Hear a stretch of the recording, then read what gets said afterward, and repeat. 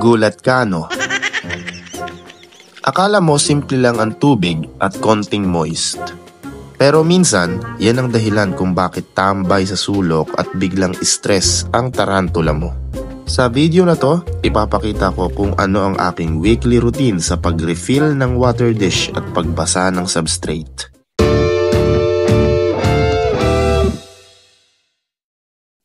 Yo, what's up? Welcome to the Creep Show. Kahit rarely mo sila makitang umiinom, ang presence ng tubig sa kanilang enclosure ay safety net nila. Malaking tulong ito lalo na sa kanilang pre-molt stage. At oo, umiinom ang mga tarantula. Siguraduhin lamang na napag-aralan natin ng ating mga tarantula, lalo na ang kanilang pangangailangan ng humidity. Katulad na lamang ng aking GBB or Green Bottle Blue. Ang mga tarantulang kagaya nito ay hindi kailangan ng masyadong basang substrate, kaya minimal lang ang pag-spray or ang paglagay natin ng basang substrate. Isang mahalagang paalala rin, kung may mga tarantula kayong mahilig manghablot or mag-takedown kahit na nagre-refill ka lang ng tubig, kagaya na lamang ng LP bird eater kong ito. Iwasang directly gumamit ng ating mga kamay sa paglilinis ng water dish or enclosure. Gumamit ng proper tools kagaya ng tongs or tweezer kung may dapat linisin.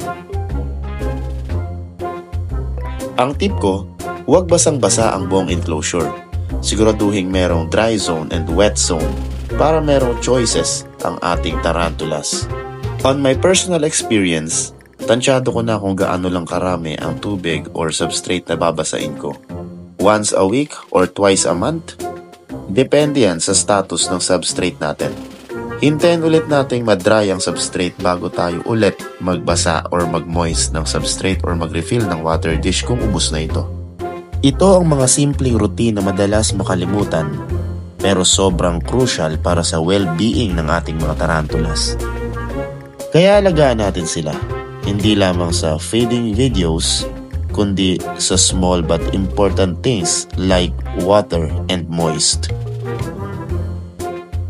Yun lang for the Creep Show Tarantulas. Kung nakatulong ang video na ito para sa isang beginner or kahit sa advanced hobbyist, subscribe ka na or follow ka na dito sa The Creep Show Tarantulas. And remember, just keep on sharing the good vibes of tarantula keeping. Consumatum est.